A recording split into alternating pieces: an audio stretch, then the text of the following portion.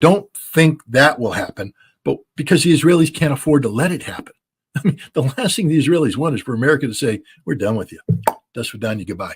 No, the Israelis won't let that happen. They'll jettison Netanyahu before they jettison America. So, but I do think we're going to get to the point where we're going to start telling the Israelis, it's our way or goodbye. And as soon as we do that, the Israelis will fall in line. They have no other choice. Their survival is on the line. Scott, let's move into the Ukraine right now and the latest out of Ukraine. Can you give our audience an update? What is going on with that conflict? Well, again, I just start off by reminding everybody that I sit in a chair that's thousands of miles removed from the actual battlefield. So I don't have any frontline reporting, personal observations of the fighting. I haven't interviewed anybody recently who's doing the fighting. So I am a prisoner to the data that comes out of the battlefield, both from the Ukrainian side and from the Russian side.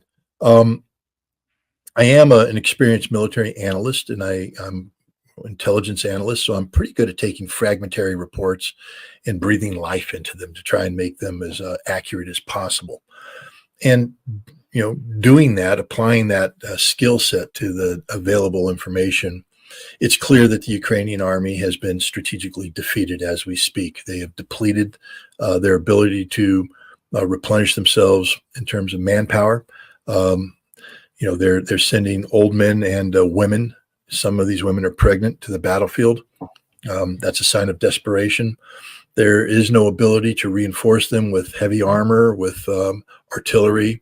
The world has said we can't supply you with the artillery shells you need.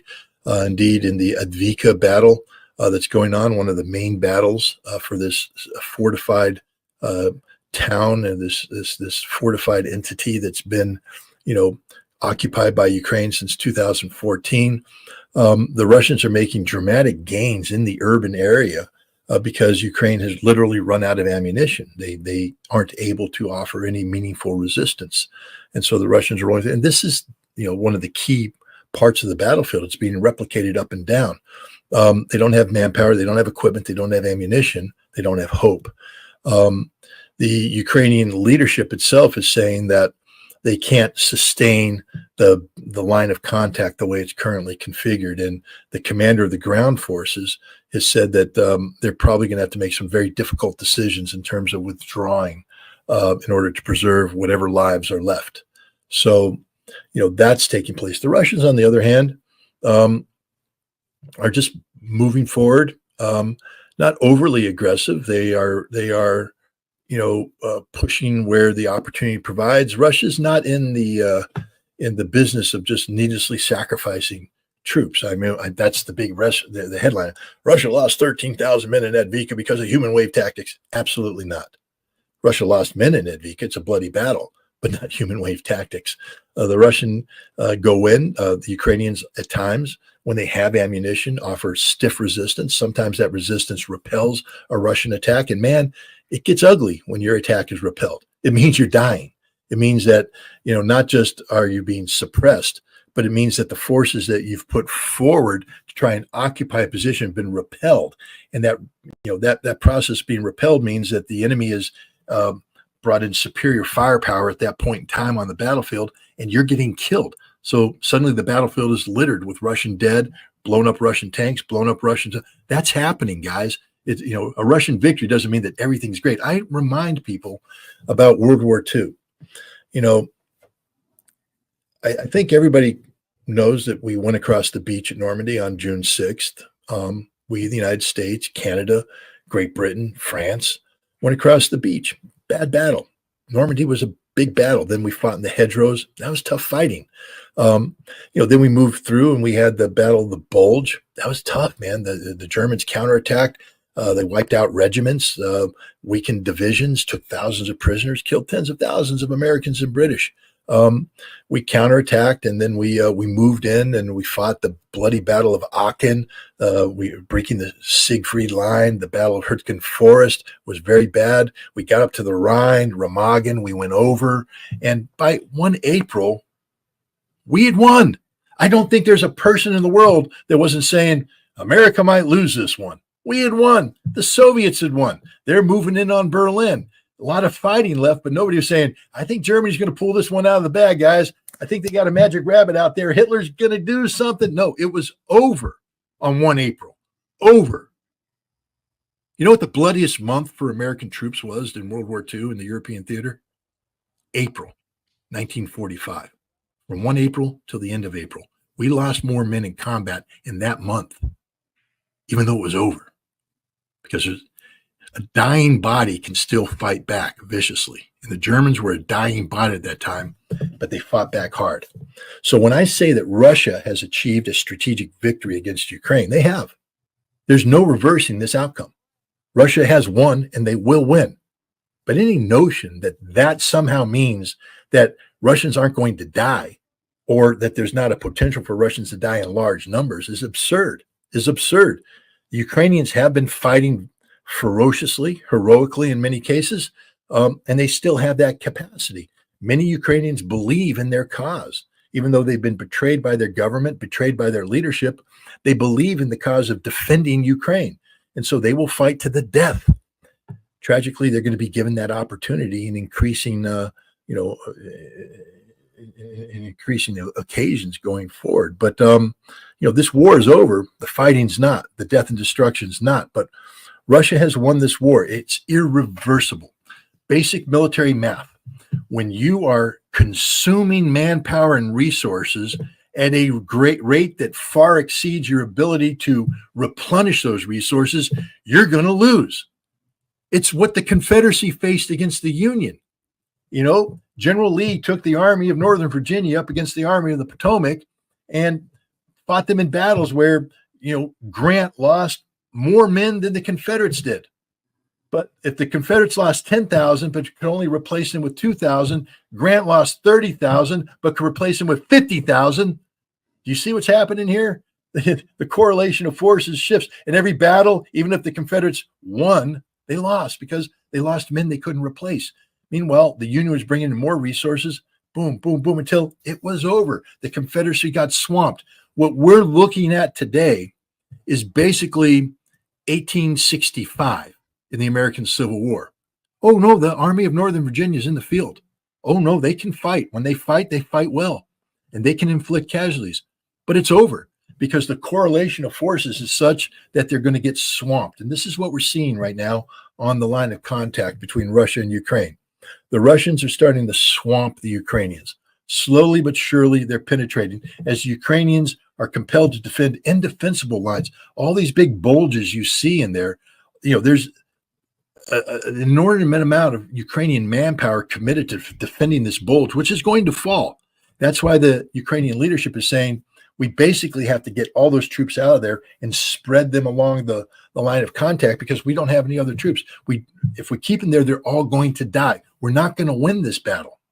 And so you're going to see that happening, the straightening of the line, the consolidation of forces, spreading them out. But again, you spread them out and it just repeats the meat grinder operation all over again. And the Ukrainians don't have forces to replace. There's no reinforcement. Even if they got the money that they want from the United States, money doesn't grow bodies. So even if that money was translated into military equipment at some point in time down the road, Ukraine doesn't have the ability to generate 9 to 12 brigades worth of manpower to fall in on this equipment. They're never going to replicate the army that they built earlier this year to carry out this counteroffensive. That army has been destroyed and it's not going to be rebuilt. Meanwhile, Russia not only mobilized 300,000 troops back in the fall of 2022, the majority of whom have yet to be committed into combat, all of whom have been training ever since then, getting new equipment, training on new tactics and techniques and procedures. 400 plus thousand volunteers, in addition to that 300,000, have been brought in. Many of them have come in, been put into the battle. Many others are waiting as reserves. Russia is sitting on hundreds of thousands of well-trained, well-equipped, well-led reserves that have yet to be committed to this battle. Their power is increasing as the Ukrainian power is decreasing, which means it's over. It's over. That's the reality. Now, that battlefield reality is translating into political problems for the Ukrainians. Remember, Russia's objectives are twofold in terms of the operation: demilitarization, which is taking place. It means the destruction of the Ukrainian military, and denazification, which is a political resolution to this issue. Denazification can only occur, and Russia has said this, when the Zelensky government is finished. The Zelensky government's finished. I mean, yeah, he's still running around, flying around, shaking hands, trying to beg money, but he's done. The Ukrainian people are abandoning him. The Ukrainian parliament is abandoning him. The Ukrainian parliament's on the verge of just dismantling itself because they're scared. They don't want to hang around. They know what they have done. They know that when there is a time for accounting, they will be called before the court of public opinion or whatever tribunal they'll be put before. They have to explain, why did you make Stepan Bandera the national hero? That's a tough one to explain after you lost a war to people who despise Nazis. Tough one to explain. Why did you pass a resolution or an amendment that said that Ukraine has to be a member of NATO? That's another tough one to explain after NATO abandoned you. I mean, it's a good thing when it looks like NATO's with you. But now you're looking around going, where's NATO? They ain't to be found. Why did you pass that amendment that trapped us into NATO? Oh, tough one to explain. Why did you do this? Why did you do that? Why did you do this? Why did you do that? They can't justify anything they've done. And so they are in the process of saying, we're out of here. We're disbanding. Even Zelensky's own party is saying, we're done. It's over. We're looking at the political collapse of Ukraine, which will lead to denazification once the Russians finalize their military victory. So this means that Ukraine itself as a nation is folding in on itself like a house of cards. That's where we're right now. It's not just military defeat. We're looking at the absolute total strategic defeat of Ukraine, economically, militarily, politically. I think if the European Union is not careful, with their full support, as they say, behind the Ukraine, welcoming them on we'll call it a faster track to become one of the members of the European Union, this could cause some serious damage to, the EU itself. When you gobble up something that is a bottomless pit with no economy to move forward in that country, I mean, it's quite dangerous. We're not talking a country, like a Baltic country with 1 or 2 million people. We're talking, 40 million people with no economy. The only reason that they came up with some figures is because all the funding that has come in from North America. Now, here's a question for you, Scott. What on earth is the American government doing, pumping all these billions of dollars over there, when some of the streets in major cities in America are riddled with homeless people? I mean, I know I've never asked you that question before, but I mean, does the average American say, wait a minute, we got to take care of our veterans here. We got to take care of the homeless situation here. We've got to take care of, we have an epidemic in, I think it was with not fentanyl, but you guys, or was it fentanyl or something like that? You have an Oxycontin too, I think. Opioids and all that stuff. So, I mean, is the average American person saying, wait a minute, we got to take care of ourselves back home here? I mean, we're suffering. I'm seeing video after video after video about Canada, about people saying, you know what, we're out. We're done. Financially, we're done. This is not a place to live anymore. I mean, does the average American, have they had enough of this funding in the Ukraine? We'll start with that. Superficially, you can make that argument for some Americans, but I'll tell you why it's superficial. Over the course of 2 years, we've given Ukraine $115 billion, and we're getting ready to send them $60 billion more if Congress votes in favor. It doesn't look like that's going to happen anytime soon. But in that same 2 years, we spent $1.8 trillion on our defense. That defense can't pass an audit. That defense can't generate a military force capable of prevailing in armed conflict just about anywhere in the world. We can't beat Russia. We can't beat China. We can't beat Iran. We couldn't beat the Taliban. And so, but where was the complaint from the American people? Where were the American people saying 1.8 trillion and you can't do anything? I'm done. I'm fed up. I've had it. Nah, they're getting ready to pass another, $900 billion defense bill. And the American people go, oh yeah, that's a good idea. we'll just keep doing that because we're stupid. That's the reality of it. Let's not pretend that homeless just happened now. Okay, we've had homeless in the streets forever. As long as I've lived in Albany, there's been homeless there. We haven't done a damn thing about them. So we don't care about the homeless. Our education system sucks. Sucks. We don't care about education. We don't care about healthcare. We've had healthcare problems forever. Oh, yeah, people play the card, but collectively, we just bumble along. Why? Well, hell, it's Christmas time. We know why. Because we wrap ourselves in the cocoon of perceived comfort. And so long as we're sort of happy in this cocoon, we don't want to rock the boat.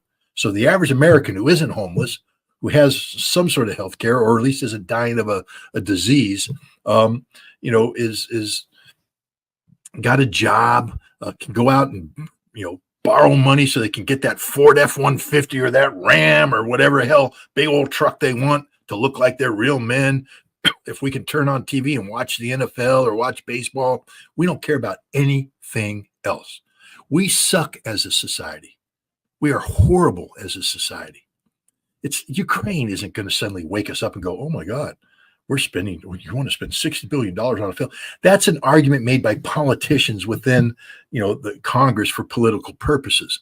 Some of those politicians might be feeling some sort of pushback from the constituents, but historically speaking, all they had to do is throw a couple bucks their way, highway contract, do this. What, you got potholes? Oh, we'll give you money for the potholes.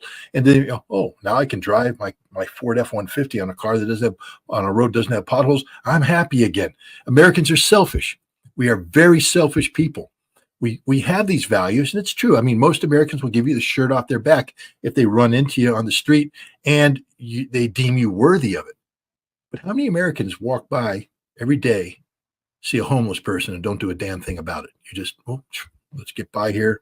Oh, I'm driving up to the corner and there's a guy there with a sign that says, I'm a veteran, I'm cold, I'm hungry, I haven't eaten in 2 days, and he wants money. He's looking at me. Oh God, don't look at him. Let's just, come on, light, turn green. Okay, there. Oh, forgot about him already.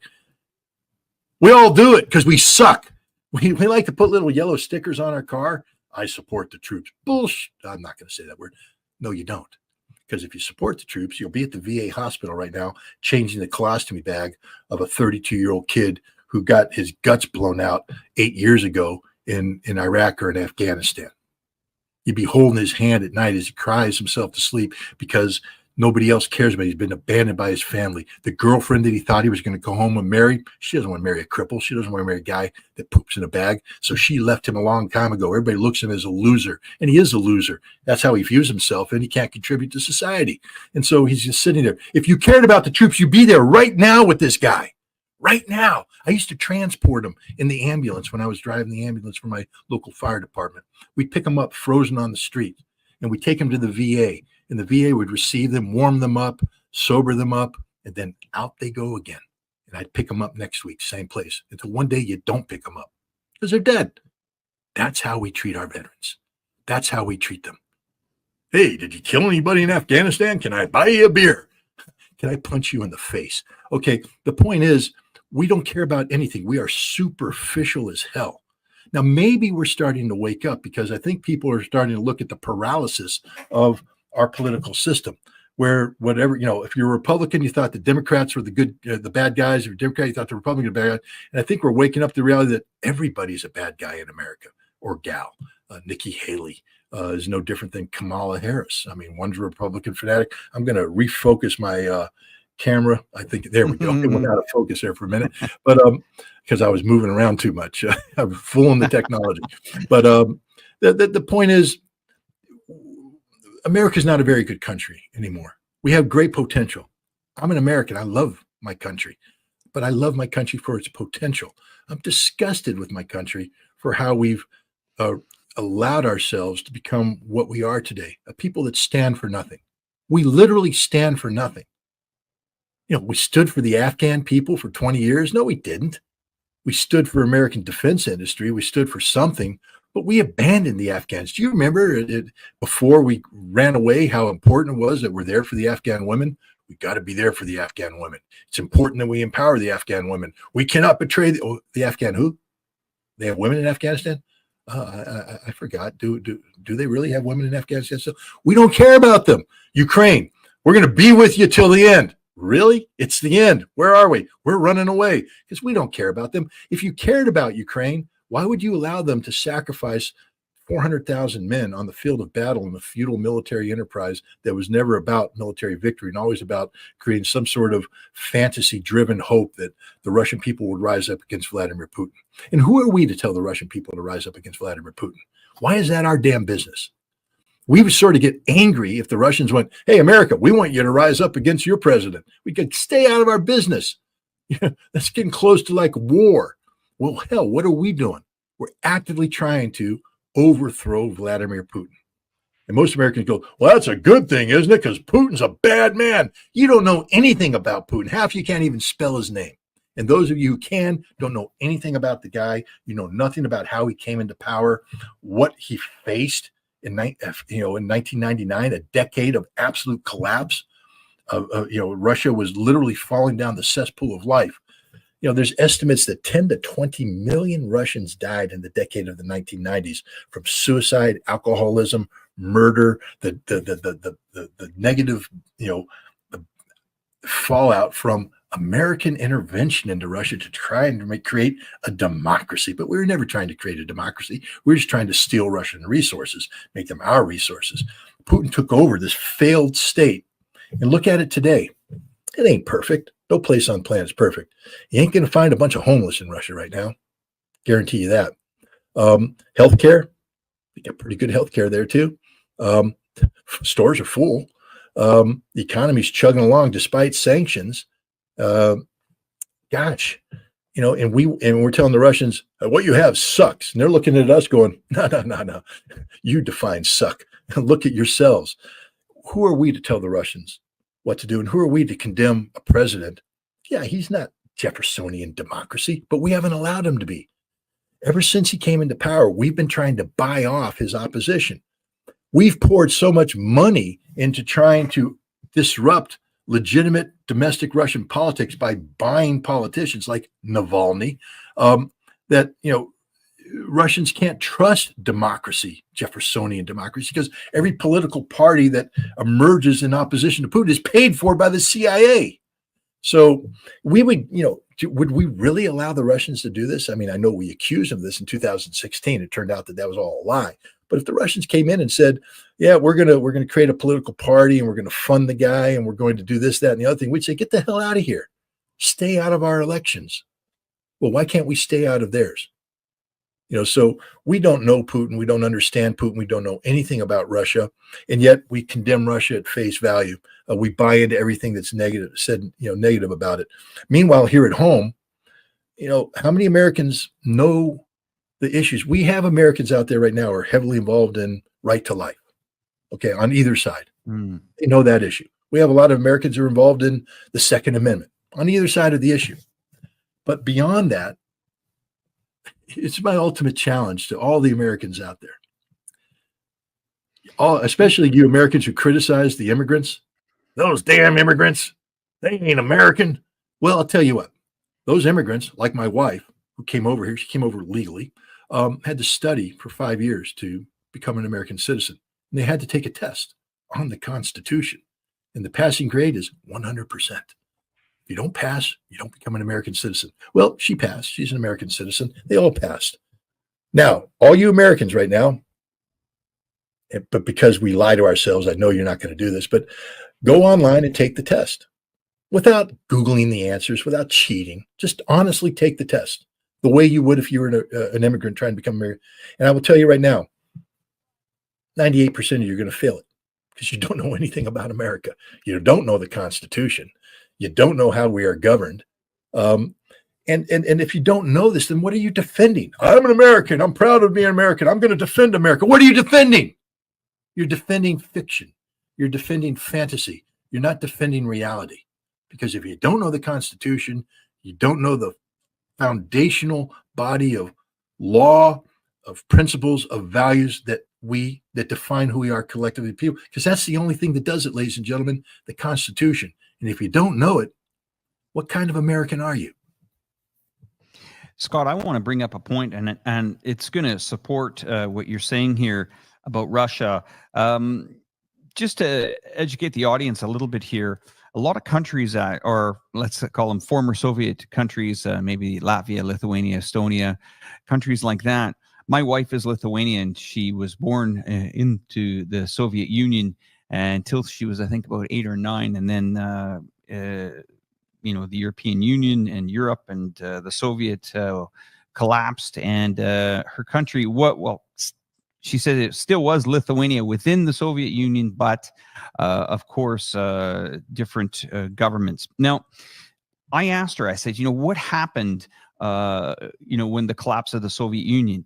And here's to support what you're saying, is that there was a big grab for resources, whether it's oil, gas, cement business, natural resources. The oligarchs got in there.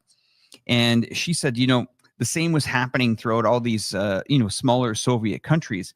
People were going in there and, taking these assets or buying them cheap.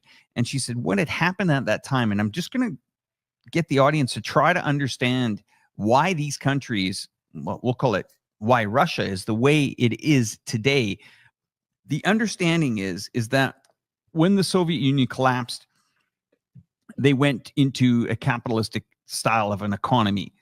And people were still living in their homes. There was buildings throughout the town.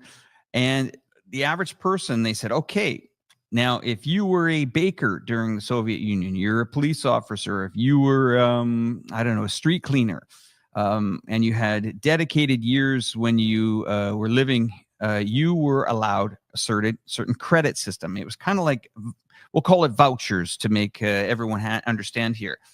So a family of 2, maybe the father was a doctor, the mother was a school teacher. They would get X vouchers, and for those vouchers, they were allowed to either put it towards their property that they owned, or maybe a building that they wanted to buy, or something like that. And how it turned out is most people managed to benefit in a way that their house was paid for, or their apartment. And then most of them had a little, summer cabin. You'll see a lot of these Baltic countries and even Russians say, hey, let's go out to our summer home. And you might say, well, how do you afford a summer home? A lot of this property was allocated, I would say, in the right way. Okay. Now, yes, there was some corruption going on there where the oligarchs got a lot of these companies and a lot of these natural resources, where everybody else was mostly concentrated on, hey, I got my house, I got my summer house, I'm happy guy, maybe onwards and upwards with the country. Now, statistically now, you will see that over 90% of these people that live either in post-Soviet countries or in Russia do not have mortgages on their homes, okay? And that is a complete flip side on what's happening in, the collective West countries, where you have massive inflation, you have, people buying into hugely expensive real estate, where you've just suffered 14 consecutive increases in mortgages. I think our viewers will understand clearly what their mortgage payments are outside of the US, which has a 30-year standard rate, but most other countries have a 5-year reset rate. So the fact of the matter here is Russia was prepared for this. Their people were prepared for it. They've gone through it. Most of them own their homes anyway. Okay. And these businesses, they can withstand this. If this kind of shock happens to the US infrastructure, when we're talking the housing market, if the housing market falls in the US, look out. Because I would say it is one very big domino effect. And we all say, well, Alex, why would it ever happen? Russia's economy is the one that's going to collapse. Like you said, Scott, everybody has a short memory. 2008, the global financial system in the United States was brought to its knees, and they called the Chinese for help. I mean, are we going to see that dark day come soon with all this money going out into a country halfway across the world where most people can't even point it on a map? will we see, a breakdown of the financial systems here in the U.S.? Well, the answer is we most certainly could. I'm scared to death of it. I'm getting up there in years, and at some point in time, I'll become that pensioner who will have a very limited income. Some, maybe most, derive from Social Security, a concept I've bought into. And what happens when it collapses, Social Security goes away. Let me give you a little history lesson on Russia, because today, yeah, Russia's doing fine. But, in 1992, and basically we're talking, 45 years after the end of the Second World War. So if you were one of those 20 or 30-year-old heroes that saved the world by defeating Nazi Germany, in 1992, you're now, in your 70s, you're in your 80s, and it's, you're a pensioner. You used to, if you were a veteran, you'd get your little certificate that says you can ride the buses or the subway for free. You get your income, you have your house, like you said, it's paid for. But suddenly the Russian economy collapses, and there's no money, none whatsoever. You're not getting any money for food. They're not subsidizing so you're stuck in your apartment, and you sell what you can. You take your mementos. If you're one of those veterans, you take your medals off one by one, and you go to the market and you sell your medals to tourists who come in and go, oh, look, a Soviet medal. And you buy it from him for a penance, because that's what you do. And he takes that and he buys some bread and he buys some tea, or she buys something, and they go up to their apartment and they sit there. They can't have the heat on because they can't afford the heat. And so they're just there. And now, while that's happening, because with the collapse of the economy comes the collapse of law. And so these groups of mafioso come up, because now there's no law, and they say, how can we make money? Because it's capitalism. Capitalism's good. And you make money because now you have a housing market that's gone insane. And you have people saying, we need apartments. We want apartments. People coming in from this, there, and there, especially in Moscow or in the city. People saying we want to live in the city. Well, who has apartments? That old man has an apartment. That old lady has an apartment. But it's their apartment. They own it. They bought it. So what you do is the mafia, and you go to the police and you go to the mayor, and you say, basically, if an apartment is vacant for so long, it then gets put up for auction. And so how do you make it vacant? Well, when the old man comes out looking for something, you put him in a car and you drive him out to the edge of town. You take him to a hill, pop in the head, roll his body down the ravine. You come back in, and the mayor and the cop go, vacant apartment, boom, boom, boom, auction. I buy it for 3 pennies, and now I sell. The mafia did it. You know how many Russian pensioners, these are the heroes of the Soviet Union, the people that saved the Soviet Union, were murdered? Millions. Millions were murdered in this fashion. Now, the reason why I tell this story is that could happen to me. That could happen to anybody my age, anybody older. American pensioners. What happens when our system collapses? What happens to us? If you have a mortgage, you don't own your house, by the way, if you have a mortgage. I hope everybody understands that. And if you can't pay the mortgage, they take it away from you. Now you're in the streets because they don't care. They just don't care. But if you do own it, but the system's collapsed, you don't have any income and you can't make the rent, or whatever, they'll take it away. And it's a different kind of mafia. It's the mafia of the banks. It's the mafia of the capitalist, elite, who are never going to suffer. They're going to find a way to continue to survive by feeding off of the suffering of people like me and my neighbors.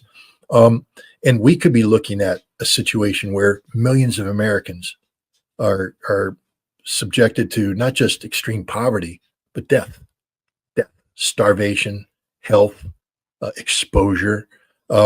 Because if we have a collapse, it's going to be the Great Depression all over again. And guys, this is real. This is as real as it gets. It's time for Americans to wake up. And I say this selfishly. Please wake up, because I don't want to be one of those 80-year-old people on the street, abandoned by society because society has collapsed. And you can't say, well, it won't happen, Scott. Well, if you had traveled in the Soviet Union in 1985 and looked around and went, it's not perfect, but there's a lot of stability here. I mean, it's, Soviets, they pay their pensions, they do this. It ain't going to happen here. 7 years later, wham, it happened. Who knows where we're going to be in 7 years, but I am concerned about, the future of this country, the future of the American people. You know, I support that 100%, Scott. It's like this. You're 18 years old in America or Canada, Collective West. You go into university if you can afford it. You get into university, maybe you have a student loan. That student loan, they say, well, we'll give you a year after you're done university to pay off, start paying off that loan. No problem. 22 years comes. You're 22, you're out of university, Visa, MasterCard, American Express are waiting there for you saying, all right, here's 10,000, here's 15, here's $20,000 on the credit line without, any money down. Don't worry. We know you're going to get a job. You get into that job, you start working, and the next thing that comes along is the mortgage broker. The mortgage broker says, hey, it's a great investment. You got to get into the mortgage game here. Now, what used to be 10 years mortgage in 1980s, then turned into a 15-year mortgage in the 90s, which turned into a 20-year mortgage in the year 2000. And now 2024, we're into 30 and 40-year mortgages. I call them mortgages for life, okay? And now you got Visa, MasterCard, American Express. You've got that debt. You got the student loan debt. And then you're welcome with your awesome mortgage, which you drive home and you pay property tax, and you pay tax on the car that you drove home to your house and park it in your driveway, and the petroleum that you put into that car that you also pay tax on as well. And then when all said and done, you have a couple of children, and then of course you've got to meet with your banker to put money away for their education, because you don't want them to suffer what you've gone through. And I'm talking about what my sisters go through in Canada. They're older than me right now. I left Canada in 1996, lived in Europe for most of that time, and then moved over to Asia here in China as well.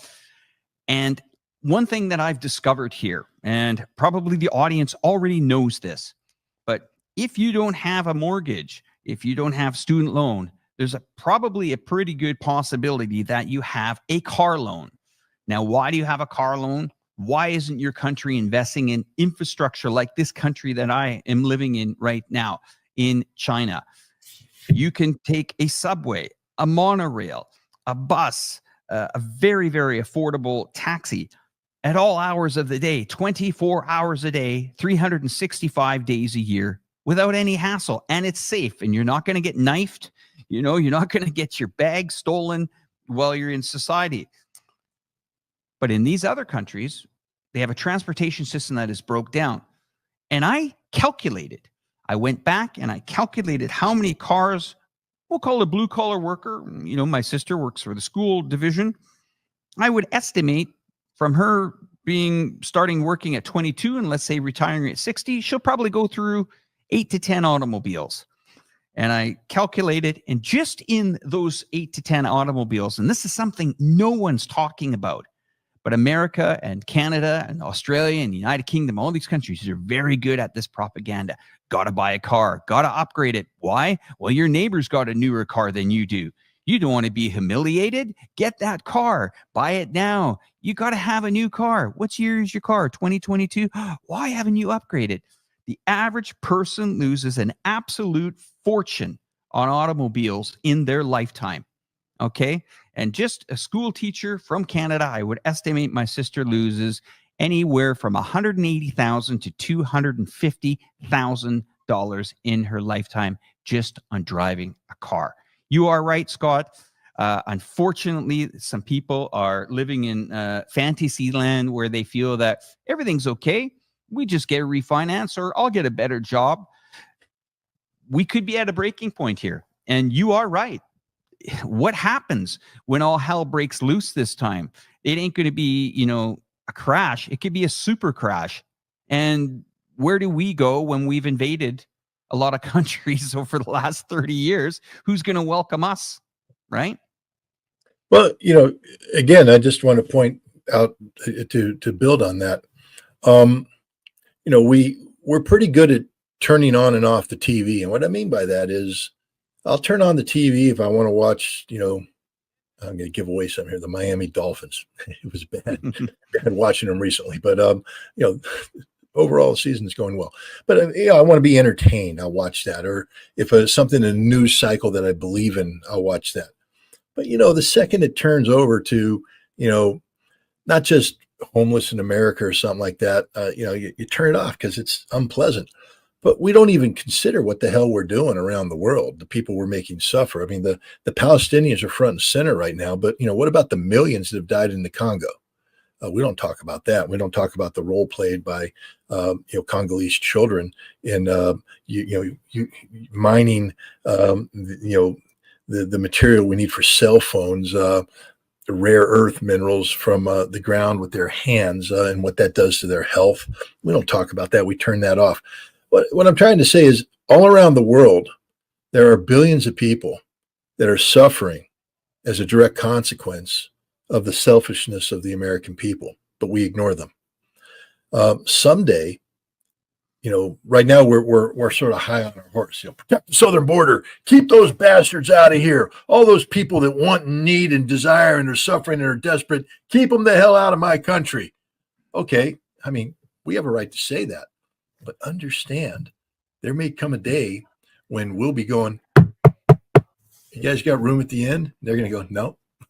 And we're going to be the people that are suffering. We're going to be the people that are dying unseen, unheard, because the rest of the world decided just to turn off the TV and ignore what the hell's happening to us because they don't care about us. Why would they? Why should they? We're not worth caring about. We're not the good guys anymore. We're the bad guys. And, we've alienated the world. And that's one of the things that Israel's doing to us right now, is just making the world turn against us altogether. I used to do a lot of traveling. I mean, I got the passport, and I used to travel around the world, and I was always proud of this document. I still am. A U.S. passport, man. You can take that, show it, and the doors open up because you're an American. You stand for something. But anymore, I mean, I still show the passport. People are like, that don't impress us anymore. Doesn't impress us at all. In fact, it's a detriment. They're like, don't show that. People think you're American. I'm like, really? Look at me. Can I be anything else? I'm not ashamed of being an American. I'm proud of being an American. But, there's people right now, just my mere presence, and they're like, no, we just don't want to have anything to do with you anymore. They'll identify me as a human and say, hey, you're not a bad guy, but you're an American. And so we'll not talk about that aspect of you because we don't like Americans anymore. You've done too much harm. There's too much bad feeling. And that's a damn shame. It's a damn shame it's come to that. Anyways, it is what it is. Scott, that there's also something that I want to point out here that I think a lot of people, just to build on your point as well, there's a revolution going on here in China in the automotive industry. And my mother is from a province in Canada. We'll call it the Texas part of Canada. She lives near a lot of these oil pump jacks and stuff like that. Alberta, I mean, it's a oil province in Canada, if the viewers aren't aware of it. And it prides itself on just that. It also has an annual, I think, rodeo each year. I mean, the Cowboys. The Calgary Stampede. I've been there twice. Really? Yeah. That's awesome. All right. Okay, cool. So my mother calls me the other day and she says, listen, why are we starting to hear these ads on TV for, these new energy vehicles? They're garbage, aren't they? They're unreliable. They're not very good, right? And I said, what ad did you hear? What car? And she mentioned a brand here that is one of the higher luxury brands in China. And I said, that's interesting. Are they going to come to Canada? And she says, well, why would anybody be interested in buying, driving a Chinese car? And I said, Mom, have you got 20 to 30 minutes? And I have to tell you, this is one, my mother and I, you put us together, geopolitics right away. Cup of coffee and a tea, we're into the geopolitics. She gave me the 30 minutes to explain to her. And she says, we are told over here in North America that these cars are unreliable. They're cheap. They start on fire. They cause accidents. And I said, Mom, did you ever wonder how powerful the United Auto Workers Union is? Do you ever wonder how powerful that is? How much lobbying power that they have, or why your province would definitely not like to have an energy vehicle in your province? Because, the oil and gas companies that are there. What is happening? I live in the city here of Chongqing. The population is 34 million people. And when you see green license plates on cars, those are new energy vehicles. And I'll tell you my point on where I became a new energy vehicle fan. And I sat in a car about 9 months ago, and we have the equivalent to Uber here. It's called Diddy. And I was driving in this car, really fancy, looked awesome. Unbelievable, cool lighting kit. The guy says, are you okay, sir? Yeah, I'm okay. And in the windshield, as we were driving by all these Chinese signs, the translation changed to English. And I'm looking in the window, the windscreen, the front windscreen. I was like, what how is that? And he said, oh, sir, it's the cameras, they point on that and they auto-generate a translate when you're driving down the street. I said, what the hell? It's like a new world for me here. And I said, this is a great car, and it was smooth. It sounded like a car. I got out and I had to go to the back of the car to see, is there an exhaust pipe on this thing? Now, there wasn't. And I thought, I've been told all my life that, or at least in the last 10 years, these new energy vehicles are just garbage, Alex. Don't go near them. They're terrible. They're going to blow up. They're going to explode. They're cheap Chinese products. Bullshit. Okay? These cars are absolutely revolutionizing everybody's life here. I was in one the other day, and this city sometimes becomes very foggy because there's lots of rivers and mountains here. On the display of the driver, you could see on that display what cars were ahead. I mean, it was just unbelievable on what it did for the average person. And I find a lot of my subscribers, and just like you guys have the show. We're going to put that up right now here. If you guys don't know about this channel, you guys have to add it. Let me just put it up there, and Scott can talk about it in a moment. Russians that have been watching my channel, they saw me in a new energy vehicle, and they said, yeah, we got that car now. I said, what? Yep. You got that car? What? Oh, haven't you known, Alex? There's Chinese cars everywhere here. They're all over. They're coming in. I said, now I get it. Now I understand it. When I was in Russia in May, the big taxi is the Mercedes. I guess everybody wanted a Mercedes. That was the status symbol. The Mercedes, the BMW, things of that nature. And because of sanctions, it's becoming increasingly difficult to, keep those cars. Right? They have the ability. They're still out there on the road. Don't get me wrong, but the car that's dominating the Russian market right now is Chinese cars. They're everywhere, and we ordered I guess the Russian equivalent of Uber. I don't know what the name of it is, but I got into it, and it was one of these Chinese cars. First of all, I couldn't believe it was a Chinese car because the luxury was just unreal. I mean, it's just comfortable, big sound system like you wouldn't believe, but everything, the heads-up display of the driver for situational awareness. I didn't see the translation thing. I don't know if they had that or whatever, but it's basically the everything that was happening in that car was just, it said luxury, it said convenience, it said everything, and it was a well-made car. I mean, you could tell a well-made car. This was a well-made car, and they're dominating the Russian market. With you talk about Chinese automobile manufacturers. I was looking at one of these these charts that grow over time, and it was tracking the world's largest automobile producers, and of course America's right at the top, and everybody's boom boom boom boom boom boom boom boom boom boom boom boom boom. It shows America making cars, and suddenly out of nowhere a couple of years ago China appears, and it's just like China won't bam. China not just surpasses America, but China is literally producing more cars per year than like the next 5 countries together. and we don't understand that in America. We're all like, General Motors, Ford, Chevrolet, Ram, Dodge. It's like, guys, these are toy companies compared to what the Chinese have going. The scope and scale of what China's doing in the automotive industry is beyond comprehension. I mean, we should understand that. I mean, we're supporting a nation of 340 million. China's supporting a nation of 1 point how many billion? I mean, it's a big number. Yeah, and then the other thing is, just to give you an idea of the Chinese economy, they run on 5-year plans. I guess that's the Correct. thing. Yep. And for the last 3 or 4 5-year plans, one of the main objectives was to pull 300 million people out of low income into the middle class.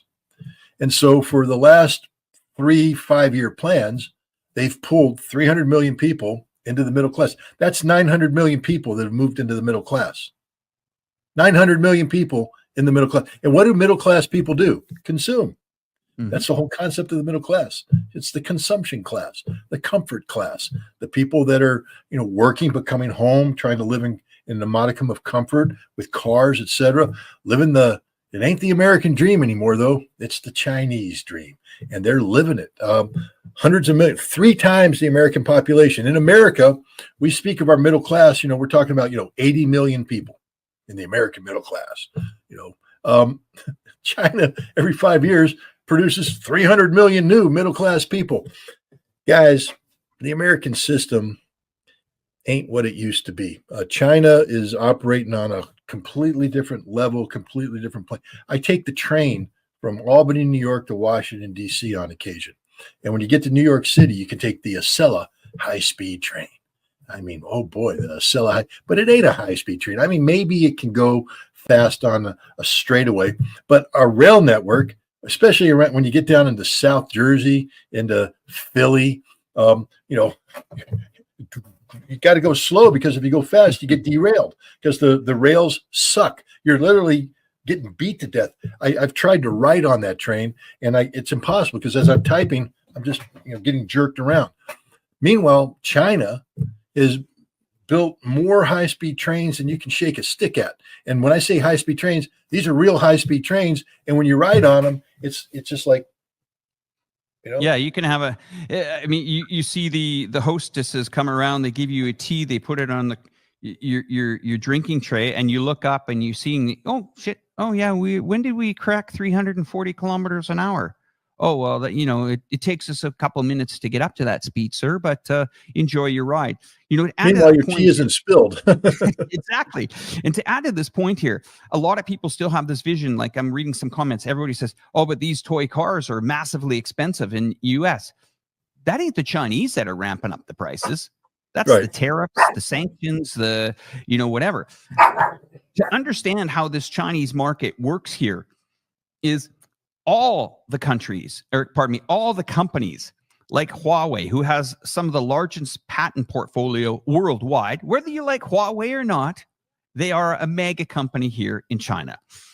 They power some of these cars. If it's not Huawei, they actually call up German manufacturers to do a collaboration.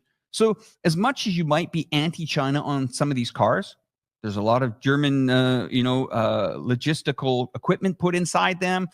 Maybe it could be, the last car I saw, Pirelli tires. Okay, so you may not like Chinese, but you might like the tires. Okay, the seats, Recaro seats. Okay, China is building these cars in, I would say, as you say, almost 5-year plans where they say, okay, we're going to put these cars together. Where are we, what area are we weak at in these cars? Is it reliability? Is it tires? Is it, battery systems? I mean, Tesla, you guys might say, oh yeah, Tesla, it's American. They sell a majority of their profits come out of this country. And they have major, manufacturing and logistical chains here in Shanghai. Now, the average American might say, oh, but we manufacture cars in America. No, you assemble cars in America. Okay. I call it the Lego economy. You get sent 4 tires, you get sent, 2 or 4 doors, and you're told to assemble it. Here, it's manufacturing. Now, I see other comments where people say, yeah, but the battery, you won't get far. The battery is going to run out. I don't know if people have heard of battery swapping here. The other day, Scott, I got into a Neo car here. Now, first of all, the experience was pretty interesting. I saw this car for the first time, not at a car dealership, in a shopping mall. Okay, they sell these cars in shopping malls, like Apple stores. You go in there, have a tea. It's like you've just arrived in an Apple store. They tell you to download an app, they put the app on the phone. Let's go for a drive. We go for a drive. It's wonderful. It's fantastic. They said, would you like to see what battery swapping is? I said, what the hell's battery swapping? I said, don't you just charge your car? We're kind of moving away from that. I said, okay, what do you got? What is battery swapping? Well, for all those service stations that are really worried in America about maybe losing customers to battery cars, well, these devices can be sold to an average service station in America. It looks like a portable car wash, but in fact, it has a door. It opens. You drive your Neo car in there, or other compatible battery cars. You park that car. They said on the 3rd generation battery swapping device, the robotics, they undo 8 to 12 bolts quickly, drop the battery, and pop another one into your car in under 3 minutes. Faster than you can gas up a normal car. It's battery swapping. And in advance, you can book that appointment at the nearest station while you're in your car driving. So you get there, you run your car into this battery swapping station, you go in, you buy yourself, I don't know, a bottle of Coca-Cola and chips, and you come out and your battery's at 100. So no longer is it, do we take this car from 90 down to 5%? We sit at a charging station for 3 or 4 hours. No. That's 2021, 22. Those days are behind. The battery swappings are here. And the cost of these batteries, they did a comparison, point-by-point comparison, that it is an 85% savings on fuel costs. So if you're driving across the country and you imagine your gas bill goes down by 85%, I mean, it's incredible. And they don't just sell expensive cars here. They have cars that are even built for mega cities where you just need something maybe to drive around the neighborhood or drive around to work and back. That's a Wuling model. That starts at, I think, $5,000. And then they got cars that go all the way up to $80,000, something like that. But the interesting thing is that you're seeing them on the streets of Russia, which is quite interesting. And yeah, so what we'll do here, Scott, tell us about the U.S. Tour of Duty channel and maybe what's going to be happening with you. I think you're going to be on Danny Haipong's live stream later today, are you? Maybe not. Look at my schedule. I am on Danny Haipong tonight. Yes. Okay, guys. So you have to join in and make sure if somebody can drop a link for Danny's channel here tonight. Scott is going to be appearing with Danny. You don't want to miss that show. But let's talk about the U.S. Tour of Duty and what other things that you're up to. And people, you know what, Scott, I'm starting to get messages on my on my videos. Hashtag coin. They're all over my videos now. What's going on with this, man? So tell us, everybody, about the U.S. Tour of Duty, where we can find you, and maybe follow up on this coin thing again. Well, U.S. Tour of Duty is the YouTube channel, and we have a Rumble channel. But basically, U.S. Tour of Duty, what it started off is when I first started collaborating with Jeff Norman, who is my co-host on a podcast we do called Ask the Inspector. Twice a week. What we were doing is doing things in support of the veterans group. So we would go and try and have a function designed to raise money for libraries or to raise money for a veterans home or things like that. And then when this whole Ukraine conflict started, and we were bouncing around, because everybody's going, you got to start your own podcast. You got to start your own podcast. I'm like, I really don't want to start a podcast. But Jeff's like, I think we could do something. So we came up with an idea. Ask the Inspector is the result. We do it twice a week, once Tuesday, 1 hour. We call it the rapid fire, 3 minutes. I got to answer a question in 3 minutes. And then on Fridays, we do what we call the loquacious, where I just get to expand on it for 2 hours. We have guests sometimes, but the whole idea is, it's an audience participation podcast where we take live questions, phone-in questions, recorded questions. And so, that's done under the U.S. Tour of Duty rubric. We also have a website, scottritterextra.com, where I have a Substack where I publish articles, or we post articles that I publish on other outlets. I write for RT, Sputnik. I write for Consortium News. I write for other outlets on occasion, and they'll get posted there. The coin came out of, I wrote a book and published in 2021, Disarmament, the Time of Perestroika, about my experience as a weapons inspector in the Soviet Union implementing the Intermediate Nuclear Forces Treaty. And the book was picked up by Komsomolskaya Pravda, the largest publisher in Russia, and they published it. So I went to Russia on a book tour, 26 days, 12 cities.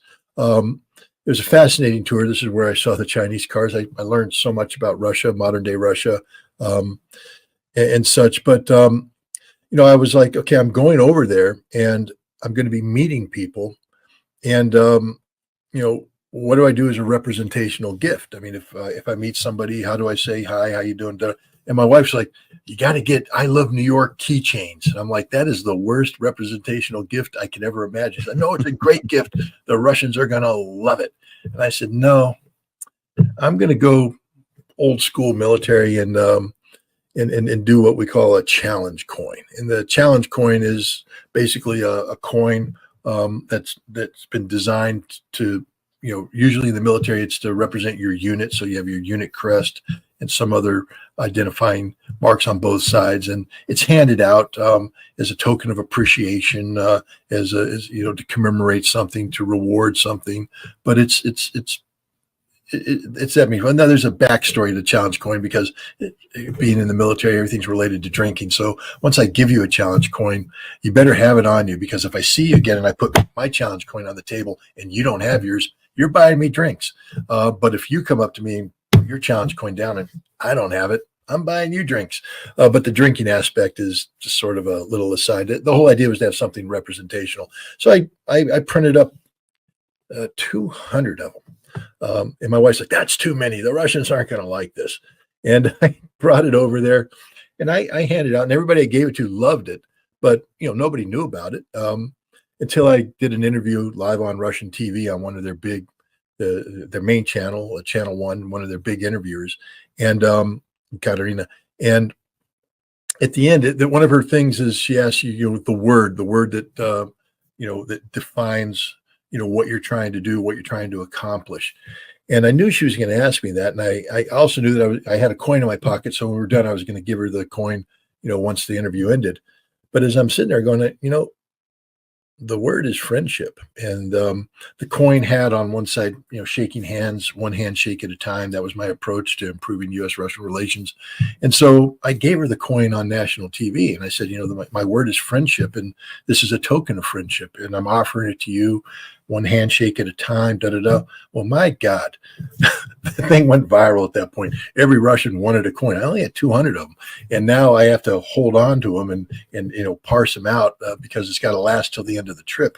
But the coin was very popular. And then what happened is when I got back, people found out about it, and they're saying, hey, we want a coin. We want a coin. We want a coin. I'm like, I don't have any coins. I only made 200 of them.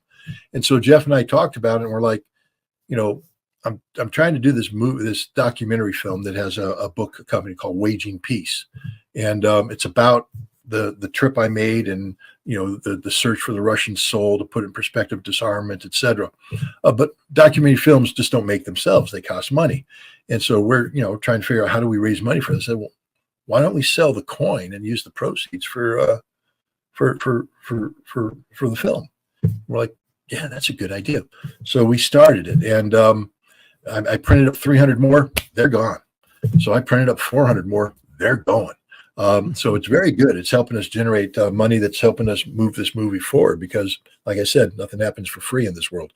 But what we did is on the show, in order to help promote the coin, I said, why don't we just do a coin giveaway? I had a couple coins. They're each one's uniquely numbered, and some of the numbers have meaning. And so I had a coin that was 420.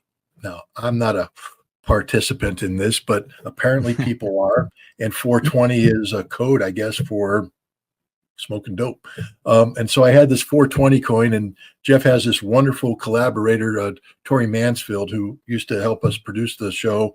And now she and Jeff do another show, another podcast. And I'm like, why don't I give the 420 coin away to Tori, and we'll do it live on air to show appreciation. And it went over well. And then we gave away the 300 coin. And I said, why don't we give away the 300 coin, the Spartan coin, the 300. And we'll just we'll have people, sign up. And Jeff was able to, do it so that you can do a drawing. So we did it, and it was very popular.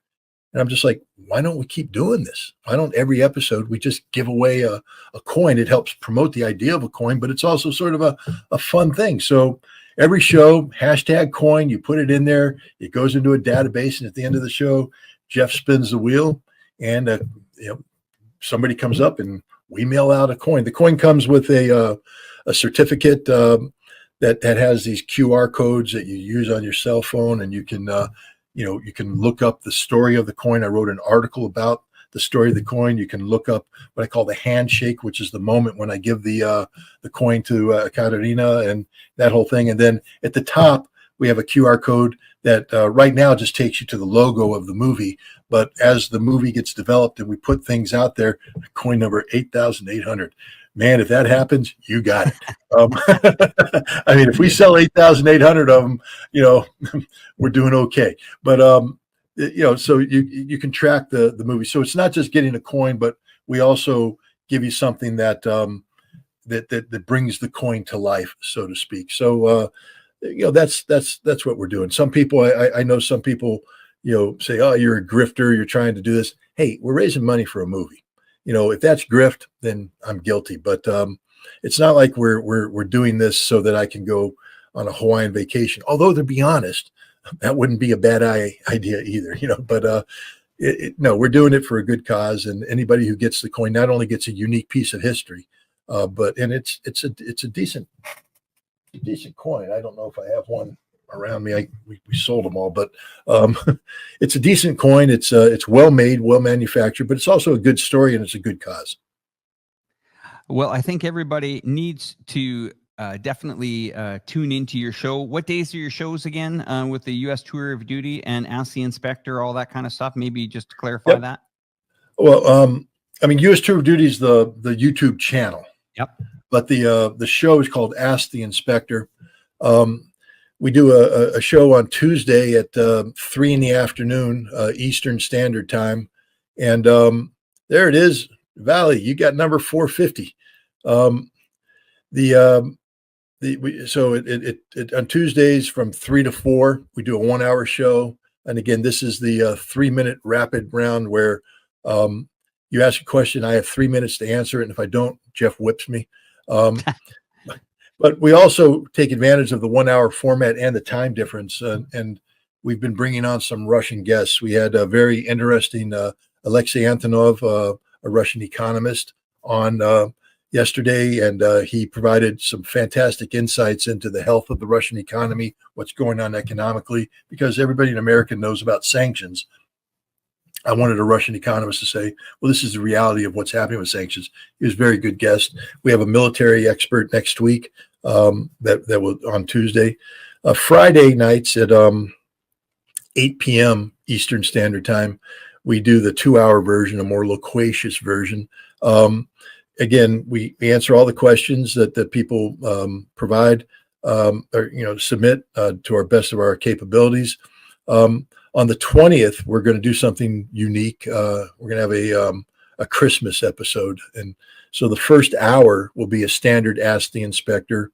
But the second hour, we're going to basically, there's a great guy named Malcolm Burns, and he's a very famous, very well thought of music producer and composer. He's composed music for blockbuster Hollywood movies. He's produced virtually every rock and roll act you can think of, Bob Dylan and others. And he's collaborating with us on the movie to help produce a score for this documentary film. But he has a show, Radio Kingston show, The Long Way Around, and I've been on it a couple times. And the thing about that show is you submit a playlist, and the playlist is you're generally key to what you're going to talk about. And so for 2 hours, we have a conversation, we play music, and every time I've been on, that show has been very meaningful for me and meaningful for people who watch. They say it's pretty cool to do that. So Jeff and I thought that we would have a Christmas show where we each pick 3 rock and roll Christmas songs and talk about them, why they're important to us, what they mean to us for the holiday, and then play the music. And so we're going to do that for the second hour. And it goes for as long as it goes. I mean, so if we pick songs that mean that we have to be on for an hour and a half, we're going to be on for an hour and a half. But the idea is because that'll be the final show of the year as we go into the holidays. And so to leave everybody with a little bit of Christmas cheer, that's what we're going to do on December 20th. Okay, so that show is December 20th. What time is it airing again? It airs at 8 p.m. Eastern Standard Time. The first hour will be from 8 to 9 will be a standard Ask the Inspector. But at 9 o'clock, we're going to transition over to the holiday special. And we'll just do that for as long as the music lasts.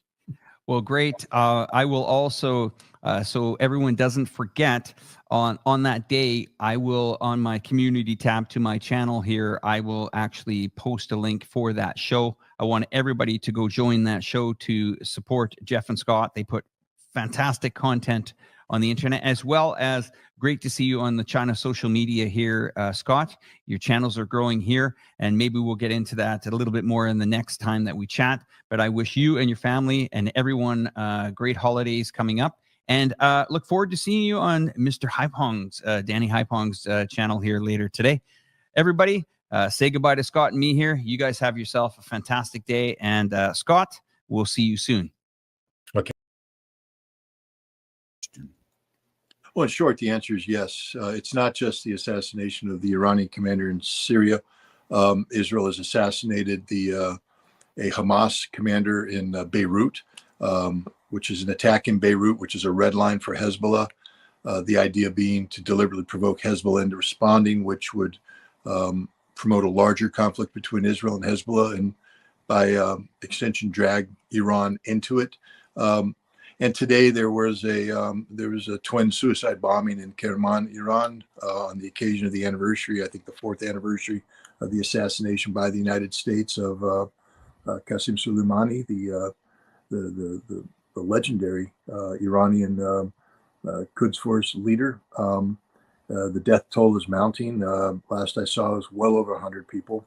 And again, Iran is blaming Israel for this, and the bottom line is there will be retaliation, and the idea is see, Netanyahu right now can't get his war council to agree to attack Iran, to initiate the conflict, and plus Israel knows that they can't take Iran on alone, that they need the United States to join. The United States just doesn't want to do it. So what Israel's doing is provoking Hamas, provoking Hezbollah, provoking Iran into carrying out an attack against Israel that would justify Israel turning to the United States and saying we have to respond against Iran. So this clearly is a trap for the United States. Are you finding it difficult to keep up with the news while you're traveling there, or you have enough time to check the internet and so forth? I mean, it takes a commitment, but no, I'm reading the news every morning, and then every night before I go to bed, and then if I can during the day, I'll follow it. All right, good, because we don't want our favorite weapons inspector when he's out of the loop, only when you're in the loop. Let's move on to our next question. Iran is on the minds of a lot of folks. Sammy in Belgium, does the Iranian warship Alborz pose any significant threat to the U.S., and will this escalate things further? I don't believe it poses a significant threat to the United States. It's a single ship. I think it's accompanied by some logistics ship. We could sink that ship in a millisecond if we wanted to. But the problem is that that's escalation that we don't want. We what the Iranians are doing is getting in our space, getting in our head, making operations in the region more complicated, more difficult. But Iran's not going to attack the United States. They're not going to start the fight first. They're putting that ship out there as sort of a deterrence to say, here we are. The Iranians may screen the Houthi, compelling the United States to either, ignore what the Houthi are doing or sink an Iranian ship, thereby generating the excuse for a broader war with Iran, which the United States doesn't want. And why don't we want it? Because we can't win. Sinking an Iranian ship is not a victory, because we'll sink that ship, then Iran will destroy our bases in the region, maybe sink other American ships. That's not the fight we want. And then once it's started, how do we finish it? We don't have sufficient forces to finish the job, so it would become one of these perpetual conflicts, which we never win. I mean, yeah, we can take a submarine. The USS Florida is floating out the area, 124 cruise missiles, and we can cycle those cruise missiles through a target list. And then when we're done, that's 124 targets we hit. And so what? The Iranians have been preparing for this years. There's nothing we're going to do to the Iranians that will take them by surprise. So, and then we're stuck with a never-ending conflict. And, as history has showed, we always end up quitting because we don't have staying power.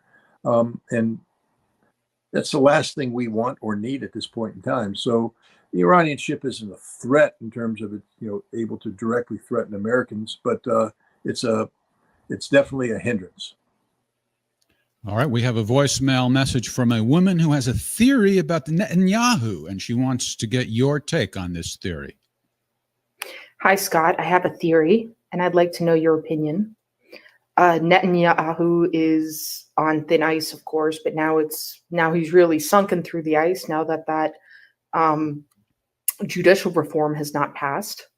At the same time, the IDF has publicly announced that they're taking troops out of Gaza, more than just the Golani Brigade, like substantial amount of troops. I'm wondering, of course they took the troops out because they were getting their ass kicked. But do you think it was also because the war cabinet wants to put them on the border of Lebanon and focus on the Lebanese front, since they now killed a major Hamas leader in Beirut, and Hezbollah has since 2006 said that if Israel ever attacks Beirut, they will attack Tel Aviv. As you've mentioned many times, Hezbollah is no joke. So it'd be pretty crazy for the Israelis to, take on that bluff. But do you think because Netanyahu is now really screwed because of the judicial reform thing not passing, that this is his last Hail Mary to be sort of the dictator in power? Do you think he actually wants Hezbollah to attack Tel Aviv? The short answer is yes, he does, because it's his only look. Netanyahu doesn't care about Israel. We need to be clear about that. He cares about Netanyahu. If he cared about Israel, he would have withdrawn from the political stage a long time ago. Nobody who could claim to care about Israel would have formed the government that he has formed, this far right-wing government that has dug Israel into a hole internationally.